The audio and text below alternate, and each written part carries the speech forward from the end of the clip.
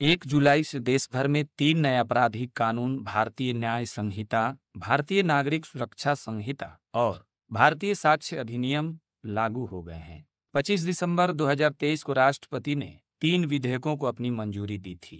देश की कानून प्रणाली के 3 बड़े बदलाव 1 जुलाई से प्रभावी हो गए हैं।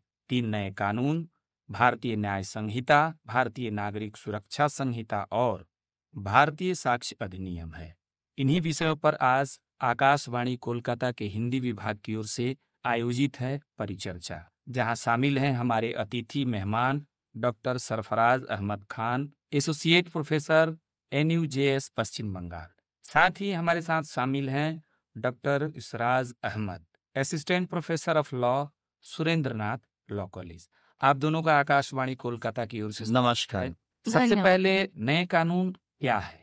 देखिए, भारतीय न्याय संहिता इंडियन पिनल कोड की रिप्लिका है और इस कानून के अंदर में जो भी पहले आईपीसी में प्रोविजंस था वो चेंज हो करके काफी सारा नया चीज लाया गया है। अगर पहले हम सजा की बात करें तो पहले जितने प्रकार के सजा होते थे उसमें एक नया सजा ऐड हुआ जिसको हम लोग कम्युनिटी सर्विस बोलते हैं। बहुत सारा प्रोविजन आया है, जैसे आपको टेररिज्म है, मॉब लिंचिंग है, धोखाधड़ी दे करके किसी से संबंध तैयार करना, सेक्सुअल रिलेशन डेवलप करना। तो ये तमाम कानून, इस तरह के और बड़े बहुत सारे कानून हैं जो पेनल प्रोविजंस आज को जो जरूरत था उसको हिसाब से लेकर के आया है। औरतों के लिए, बच्चों के लिए, अब अलग अलग उनका कहीं शोषण होता है, उस शोषण के खिलाफ में कानून आया है। बहुत सारे ग्रुप्स हैं, ऑर्गेनाइज क्राइम क्रिमिनल्स हैं, वो लोग बच्चों के जरिए क्राइम करवाते हैं, तो उसके लिए भी प्रावधान आया है उनको सजा देने नए कानून में इसमें जी। विशेष रूप से तो इस तरह से काफी सारा बदलाव नए कानून के अंदर पेनल प्रोविजन में हम लोगों को नजर आता है। न्याय संहिता के अंदर में वो तमाम जो प्रोविजन है वहां पर हैं। तो भारतीय नागरिक सुरक्षा संहिता ये क्या कहता है, इसमें क्या बदलाव है और ये क्या है? तो भारतीय नागरिक सुरक्षा संहिता पहले था कोड ऑफ क्रिमिनल प्रोसीजर। ये जो नया कानून आया है इसमें बहुत सारे ऐसे शब्द हैं जो हम सीआरपीसी में पहले नहीं देखते थे। ये सब नए शब्द है जो अब इसमें डिफाइन किए गए हैं, जैसे ऑडियो वीडियो रिकॉर्डिंग हो गया या फिर बेल हो गया, बेल बॉन्ड वगैरह, इलेक्ट्रॉनिक कम्युनिकेशन को बहुत ज्यादा महत्व दिया गया है। सोशल मीडिया नए जमाने जी, इसकी अहमियत बढ़ी जी बढ़ी है और जी हर चीज में इसको शामिल किया गया है, हर तरीके से इसका उपयोग किया गया है जैसे किया जा सकता है। फिर उसके बाद बहुत सारे पोस्ट, जैसे पोस्ट ऑफ मेट्रोपॉलिटन मजिस्ट्रेट हो गया, असिस्टेंट सेशंस जज वगैरह, ये सब डिलीट कर दिए गए हैं। फिर पावर्स मजिस्ट्रेट के थोड़े ज्यादा बढ़ा दिए गए हैं, जैसे first class magistrate fine impose कर सकते हैं 10,000 से 50,000 तक, और second class magistrate fine impose कर सकते हैं 5,000 से 10,000 तक। कम्युनिटी सर्विस जैसे दंड दे सकते हैं। तो ये सब नई चीजें हम देख रहे हैं जो हमारे पहले CrPC code of criminal procedure में नहीं था, रूप में भारतीय नागरिक सुरक्षा संहिता में आई है। इसके बावजूद भी बीएनएससी से अगर हम लोग देखें तो एक जो इस कानून का जो अच्छा पहलू है वो है स्पीडी ट्रायल्स का। तो काफी सारे जगह में वो टाइमलाइन फिक्स किया है कि जैसे डिस्चार्ज का एप्लीकेशन 60 दिन के अंदर करना होगा, चार्ज फ्रेम जो है वो 60 दिन के अंदर करना होगा, आर्गुमेंट खत्म होने के 45 दिन के अंदर में जजमेंट देना होगा। इस तरह कई सारी जगह हैं जहां पर एक मियाद फिक्स किया गया है, जिसके बेसिस से हम लोग उम्मीद करते हैं कि आने वाले दिनों में ट्रायल काफी फास्ट होगा, जल्द ट्रायल होगा, क्योंकि राइट टू स्पीडी ट्रायल ये एक फंडामेंटल राइट सुप्रीम कोर्ट कई सारे केसेस में बोला है। तो कहीं ना कहीं ये कोशिश इस कानून तक कि उसको फुलफिल किया जा सके।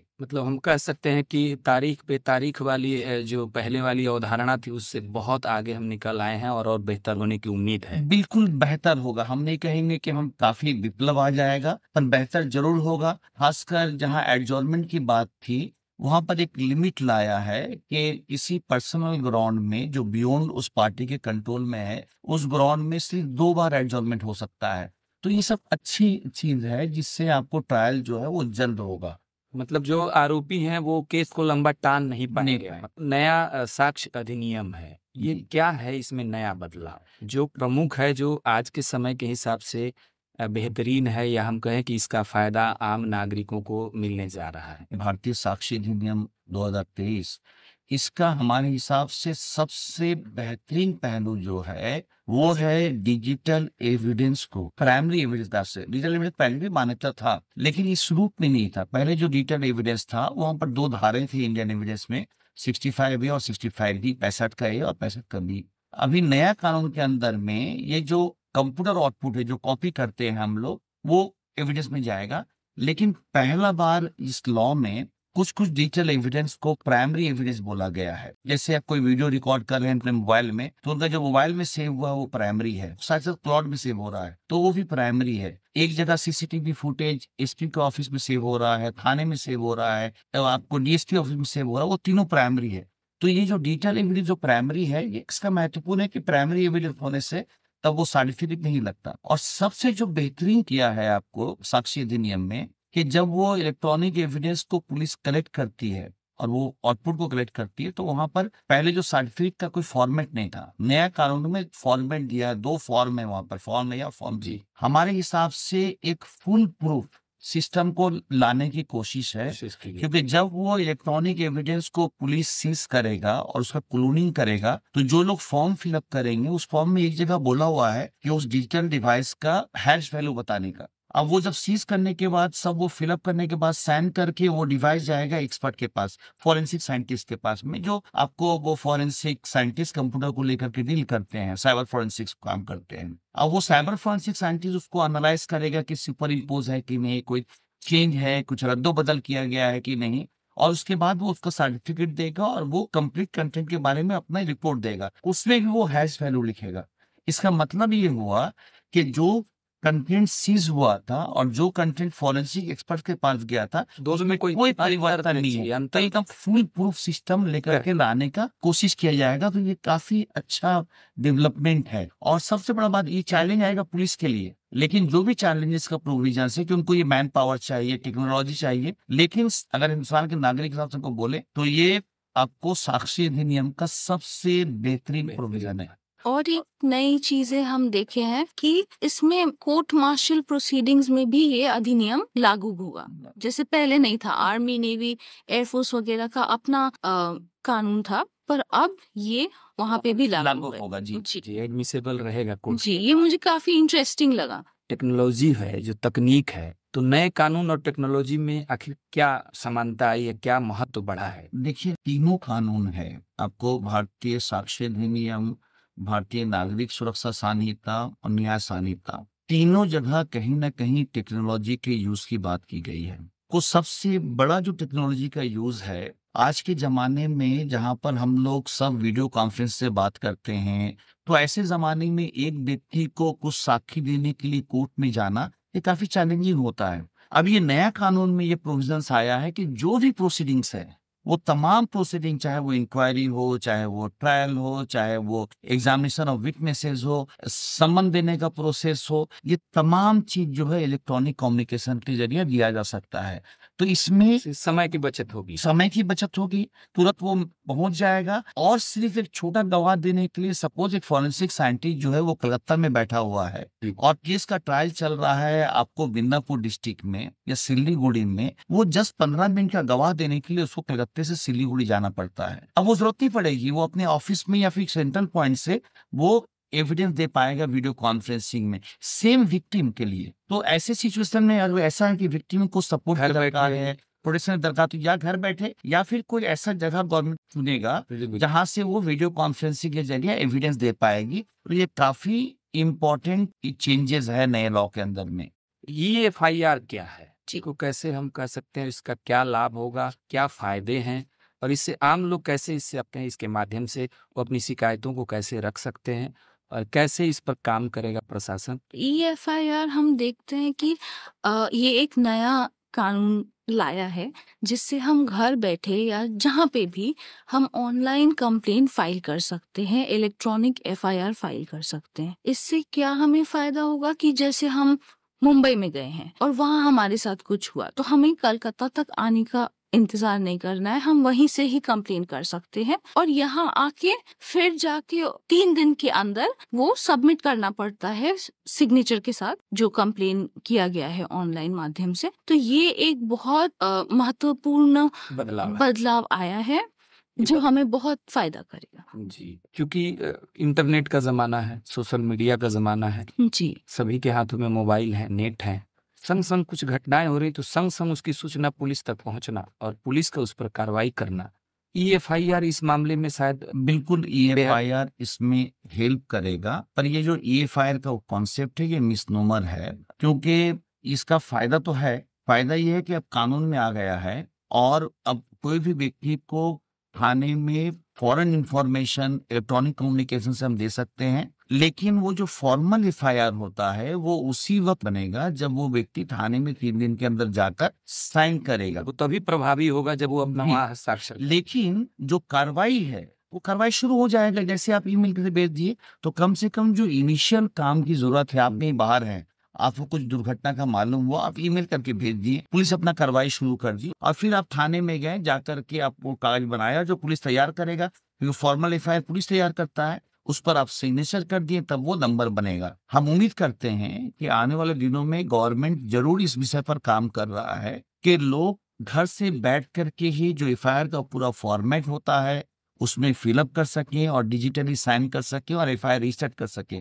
इसी कड़ी में बहुत चर्चा हो रही है जीरो एफआईआर। एक आम नागरिक उससे सीधे कैसे लाभ प्राप्त कर सकता है और उसके कितने फायदे हैं? सबसे बड़ा फायदा तो जीरो एफआईआर का ये है कि इसमें जुरिस्डिक्शन का कोई बात नहीं आता है, और ये मेरे हिसाब से बहुत बड़ा बदलाव है, क्योंकि हमको पता है अभी तक हमने जो भी कभी भी खोया है, या मोबाइल गुम गया या आधार कार्ड खो गया या सिम कार्ड कहीं गिर गया, तो सबसे पहले क्वेश्चन उठता है जुरिस्डिक्शन का। हमें खुद कभी कभी नहीं पता होता है कि हमने खोया कहाँ है, इस जुरिस्डिक्शन में या उस जुरिस्डिक्शन में। पर पुलिस के पास जाओ तो सबसे पहले सवाल होता है कि नहीं, आपने खोया कहाँ है, ये केस हमारी जुरिस्डिक्शन के अंदर नहीं आएगा, हम नहीं जीडी कर पाएंगे। तो ये बहुत बड़ा प्रॉब्लम हम सब ने अभी तक फेस किया है, जो मुझे लगता है कि उम्मीद है कि अब नहीं होगा। और इससे ये भी फायदा होता है ना, जैसे देखिए आप हावड़ा स्टेशन से ट्रेन पकड़े, आप जब वो जैसे दिल्ली जा रहे थे, हो सकता है दूसरे दिन दिल्ली पहुंचने के पहले मालूम हुआ कि आपका सामान गायब हो गया। जी, आप दिल्ली स्टेशन में उतरे, पहले क्या होता था, वो पुलिस वाले बोलते थे कहाँ गुम हुआ, जगह बताओ, आपको मालूम भी नहीं, मालूम नहीं था, वहां उतरते, अगर आप देख भी लेते तो उसको पकड़ लेते, थोड़ी तो होता नहीं। तो अब ये पुलिस ना नहीं बोल पाएगा कि हम अपने यहाँ एफआईआर नहीं करेंगे। आप जिस थाने में जाएंगे, जहां भी जाएंगे, इर्रेस्पेक्टिव ऑफ जुडिक्शन, उसको एफआईआर लेने के लिए वो मजबूर है। जीरो एफआईआर पहले भी मौजूद था और अब में नए कानून में क्या अंतर है? देखिए, जो पहले जो कानून में ये बोला गया था कि अगर पुलिस को कोई व्यक्ति खबर देता है कॉग्निजेबल ऑफेंस का, पुलिस शैल रजिस्टर, ये बात बोला गया था, तो वहाँ जुडिक्शन में बात नहीं बोला गया था। लेकिन आइडियली जब पुलिस एफआईआर करते हैं, इन्वेस्टिगेशन वही केस करते हैं जो उनके इलाके में होता है, तो कन्वीनियंट होता है उनको। लेकिन सुप्रीम कोर्ट कई सारे केसेस में, इंक्लूडिंग बचपन बचाओ आंदोलन केस में, सुप्रीम कोर्ट बोला है कि कोई बच्चा मिसिंग है, अब कहाँ चोरी हुआ, किडनैपिंग हुआ, अबडक्शन हुआ, आप एफआईआर कीजिए, कहीं भी हो सकता है। तो कई सारा केसेस जहाँ कोर्ट बोला है कि पुलिस जुडिक्शन नहीं पूछेगा, आप एफआईआर कीजिएगा और जो फिर एप्रोप्रिएट जुडिक्शन होगा वहां आप ट्रांसफर करेंगे। तो जो चीज पहले जुडिशरी बोला था, अब वो लिखित रूप में हमारे कानून में आ गया है। तो ये काफी अच्छा डेवलपमेंट, बहुत अच्छा डेवलपमेंट जी। साथ ही साथ ईश्वराज जी, ये हम जानना चाहेंगे कि जो नया कानून है, आम नागरिकों के जीवन पर नए कानून का प्रभाव कैसे होगा और क्या हो सकता है? अभी तक जो कानून था वो ब्रिटिशर्स ने बनाया, अब हमारे देश के हमारे लोगों ने बनाया है हमारे लिए, तो इसलिए मुझे उम्मीद है कि प्रभाव अच्छा ही होना चाहिए। बस जो जरूरत है वो ये है कि लोगों को पता चले इस कानून के बारे में। मतलब आपने एक बहुत बड़ी बात कही कि तो नया कानून आम नागरिकों के जीवन पर सरफराज जी किस तरह से बदलाव लाएगा और क्या क्या बदलाव ला सकता है और इसका क्या प्रभाव है? देखिए, कोई भी कानून का अच्छाई बुराई उसके इम्प्लीमेंटेशन पर डिपेंड करता है, लागू होने के ऊपर डिपेंड करता है। तो हमारे जो लॉ फोर्सेस हैं, लॉ इन्फोर्समेंट एजेंसीज हैं, पुलिस हैं खास करके, अब ये कितने अच्छे तरीके से इसको यूटिलाइज कर सकते हैं, क्योंकि नए कानून में बहुत सी जगह में पावर भी दिया गया है पुलिस को। तो जहां पर पावर मिलता है वो रिस्पॉन्सिबिलिटी आता है। तो अगर वो पुलिस उस पावर के साथ में रिस्पॉन्सिबल होकर काम करेंगी तो काफी अच्छा प्रोविजन रहेगा। लेकिन वो अगर रिस्पॉन्सिबल नहीं होंगे तो उसका खतरा भी हमारे लिए है। लेकिन कुछ कुछ जगह में काफी पॉजिटिव चीज है, जो आपको बताएं, ये वीडियो कॉन्फ्रेंसिंग वगैरह काफी पॉजिटिव चीज है। अभी ये नया कानून में बोला गया है कि अगर एसपी चाहे considering the seriousness of the offence, कोई काफी सीरियस ऑफेंसेस है तो वो एसपी डीएसपी को बोलेगा इन्वेस्टिगेट करने के लिए। पहले ये प्रावधान नहीं था, अभी ये बोला गया कानून में, मतलब इसको लिखित में बोला गया सही जी। है।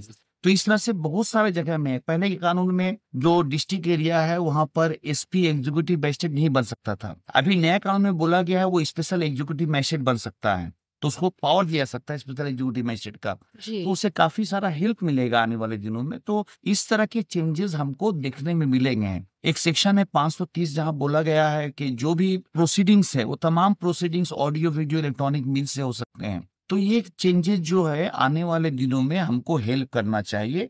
कुछ प्रोविजन जो काफी चैलेंजिंग हैं, जैसे वहाँ एक सेक्शन है 107 का जहां पर जो अपराधी हैं उनका प्रॉपर्टी को जब्त करने की बात बोला गई है। तो हम लोग देखते हैं कि जो मनी लॉन्ड्रिंग एक्ट के अंदर में ईडी वगैरह काफी प्रॉपर्टी वगैरह जब्त करते हैं। अब ये पावर जो है कहीं ना कहीं इसी तरह का पावर पुलिस के पास भी आया है। अब जब ये पावर आता है उस पावर को रिस्पॉन्सिबली यूज करने की जरूरत है। डॉक्टर इसराज, एक नारी होने के नाते महिलाओं तथा बच्चों से जुड़े मामलों में नया कानून क्या है, उसकी भूमिका क्या है? भारतीय न्याय संहिता में एक नया चैप्टर लाया गया है जो अपराध महिला और बच्चों के खिलाफ होते हैं उसी के साथ बस वो डील करता है, ये उसी के साथ निपटेगा वो। जी। ये चैप्टर 5 है और इसमें हम बहुत सारे ऐसे अपराधों को देख सकते हैं जो पहले इंडियन पीनल कोड में, पूरे पीनल कोड में था। कहीं offences against the human body में था, कहीं किडनैपिंग में था, कहीं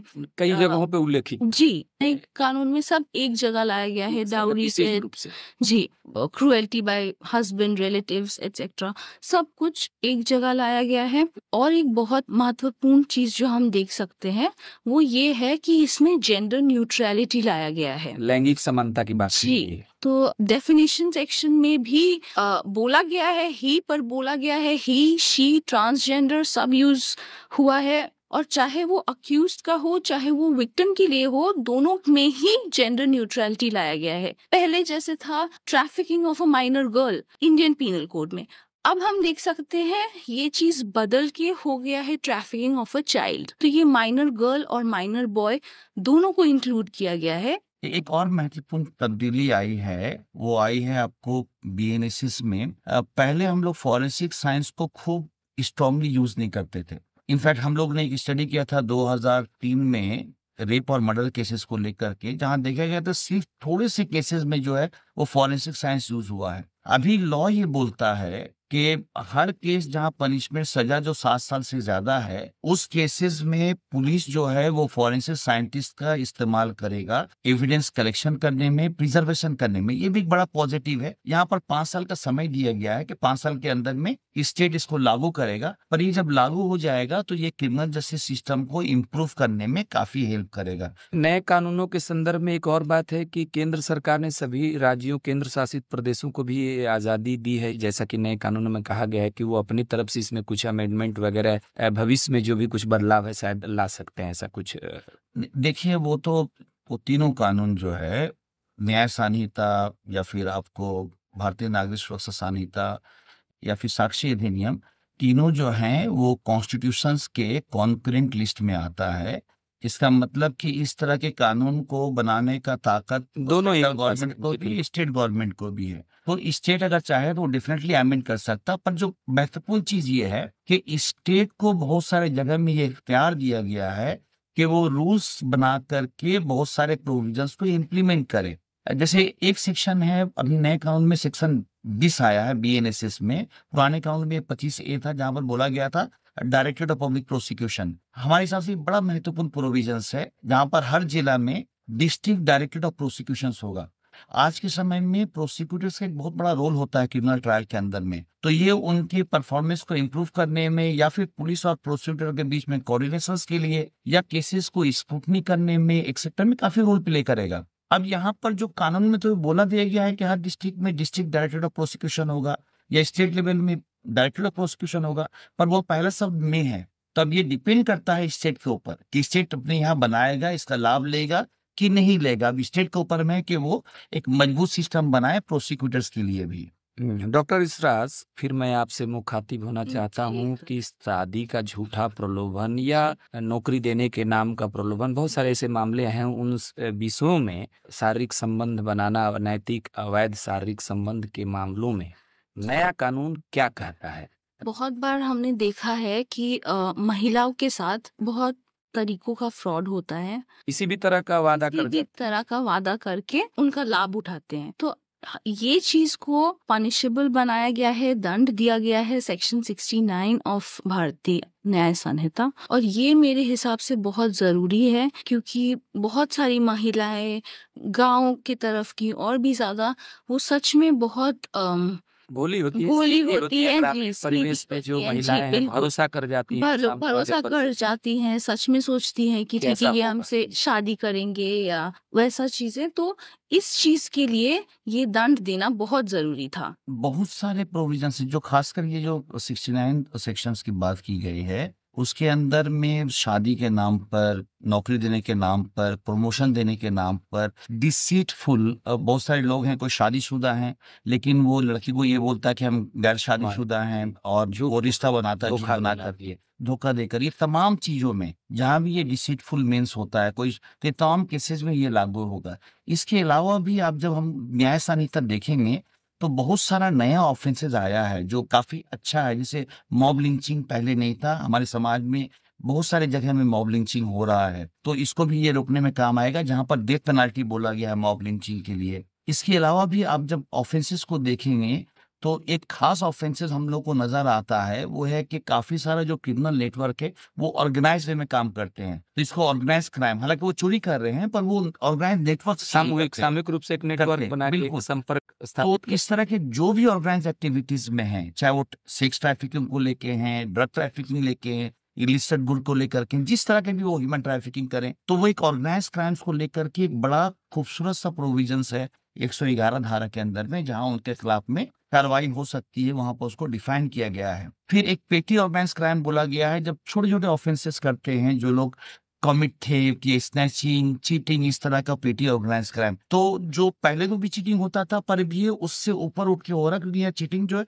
एक लोग नहीं कर रहे, ऑर्गेनाइज वे में कर, ग्रुप में एक सामूहिक रूप से एक ये नेटवर्क तैयार करके किया हम लोग जाता है। जानते हैं आजकल किस तरह से वो मैसेज जी। आता है, लिंक को क्लिक करने में डर जी। लगता है, तो वो जो है ये ऑर्गेनाइज वे में ये लोग करते हैं इस तरह का, इसको कवर किया गया है। टेररिस्ट एक्ट एक नया ऑफेंसेस लाया है 113 धारा के अंदर में, तो ये भी जो प्रोविजंस है वो आम यूज हो सकेगा। लेकिन अब यही है कि टेररिस्ट एक्ट, ये इस तरह का प्रोविजंस पहले यूएपीए में था, अभी हम इस कानून में लेकर के आए हैं। यूएपीए में जब वो था एक प्रोटेक्शन के साथ था, क्योंकि वहां सैंक्शन की जरूरत पड़ती थी, तो अब ये तो पावर हमारे पास है, हम इस पावर को यूज कर सकते हैं सावधानी से कि वो उसी समय यूज हो जब सही मानों में टेररिस्ट एक्टिविटी हो रहा हो। डॉक्टर इसराज, जो मॉब लिंचिंग है हमारे देश के सामाजिक ताने बाने के लिए, जो नया कानून मॉब लिंचिंग के विषय में क्या कह रहा है, इसके कितने लाभ होंगे सामाजिक समरसता के दृष्टिकोण से अगर हम देखें तो? मॉब लिंचिंग हमने देखा है पिछले समय में काफी हुआ है हमारे देश में, और अलग अलग वजहों से हुआ है। इसमें इस बार जी। व्याख्या की गई है, जी। परिभाषित किया गया है जी। भाषा, जी, क्षेत्र, धर्म, क्षेत्र, संप्रदाय, जी। लिंग, हर जी। तरह से लाभ शायद आने वाले दिनों में डॉक्टर सरफराज मिलेगा समाज को। बिल्कुल आना चाहिए, कम से कम क्योंकि इसमें- केस तो हो पाएगा। अभी जी। स्पेसिफिक कोई शिक्षा नहीं था मॉब लिंचिंग का, ये तमाम केस जाते थे मर्डर के तौर पर। अब मर्डर जब हम बोलते हैं तो उसमें वो जो लोग इन्वॉल्व हैं उनका मेंस है वो साबित करना होता था, जी, लेकिन अब बच के जब निकल- मॉब लिंचिंग बोलते हैं तो यहाँ पर बच के निकलने का चांस नहीं है, क्योंकि उस ग्रुप में जो लोग भी शामिल हैं और जो सभी- पीट पीट कर मारे हैं किसी भी जी। ग्राउंड में, तो उनको ये सजा मिल सकता है। जी। एक और नया प्रोविजन आया है जो हम लोग कुछ शहरों में अभी आम हो गया है, कोई मोटरसाइकिल से जा रहा है, किसी औरत के गले से चैन छीन कर चला गया, जी। ये आप Snatching। कहते हैं। थेफ्ट बाई स्नैचिंग, ये पहले नहीं था, पहले थेफ्ट बोलते थे, लेकिन स्नैचिंग करके थेफ्ट का प्रोविजन पुराने कानून में आईपीसी में नहीं था, इसको हीनियस क्राइम के तो रूप में ये भी 304 में लेकर के आया है, एक पनिशेबल ऑफेंस बोला है, जहाँ पर 3 साल का सजा होगा और फाइन भी हो सकता है। इसराज, मैं जानना चाहूंगा कि नए कानून और पुलिस की भूमिका, क्योंकि हम कानून की बात, बहुत सारे धाराओं की बात तो कर रहे हैं लागू, लेकिन करने वाली जो हमारी व्यवस्था है उसके मुख्य केंद्र बिंदु में पुलिस है। जी। तो ऐसे में पुलिस की भूमिका क्या है? पुलिस हमारे देश में हम बोल सकते हैं कानून के रखवाले हैं। पुलिस को इन नए कानूनों में बहुत पावर्स दी गई हैं, बहुत उनकी शक्ति बढ़ा दी गई है। ये आशा है कि पुलिस ये पावर्स जो उनको दिए गए हैं वो जिम्मेदारी से इसको निभाए। उनके लिए भी काफी चैलेंजिंग होगा ये। कुछ चुनौती जो पुलिस के लिए खासकर चुनौती बनी है नई कानून में, क्योंकि हम लगातार पुलिस को ट्रेनिंग देते आए हैं और जो उनका रिएक्शंस होता है कुछ चीजों को लेके, उसमें से जो एक चीज है वो है जब वो लोग सर्च करते हैं कहीं पर, जी, कहीं तो वो तलाशी तलाशी लेने गए, सर्च करने गए कोई सामान की तलाश में, तो अभी नया कानून में ये बोला गया है 105 धारा के अंदर में बीएनएसएस में कि वो तमाम सर्च का प्रोसीडिंग जो है वो ऑडियो वीडियो इलेक्ट्रॉनिक मीन्स से होगा। तो वीडियोग्राफी हो सकता है, प्रीफरेबली बाय मोबाइल फोन। इससे क्या फायदा होगा नागरिक के हिसाब से, हम ये कहते हैं। बिल्कुल बिल्कुल। पुलिस के हिसाब से ये चुनौती का प्रोविजंस है, नागरिक के हिसाब से ये काफी अच्छा प्रोविजंस है, क्योंकि बहुत से समय में ये एलिगेशन लगता था पुलिस के ऊपर कि वो जगह पर सीज नहीं करके वो तमाम सीजर लिस्ट थाने में बनाए हैं, गवाह को थाने में बुलाकर साइन करवाए हैं और वो सीजर किए ही नहीं जगह में। तो अगर कभी इस तरह कुछ काम होता था तो वो करने का अवसर नहीं रहेगा, क्योंकि वीडियो रिकॉर्ड हो रहा है। तो जहां पर किसी लोग को लगता है कि हम सर्विलेंस में है कैमरा का, तो ऑटोमेटिक उनका बिहेवियर चेंज हो जाता है, वो कानून के मुताबिक करते हैं। तो ये जो सिस्टम आएगा आने वाले दिनों में काफी फुल प्रूफ सिस्टम आएगा। जी अच्छा, नए कानून में जो हमारे देश में भी एक चर्चा का विषय रहा है, भगोड़े अपराधियों के विषय में नया कानून क्या कहता है?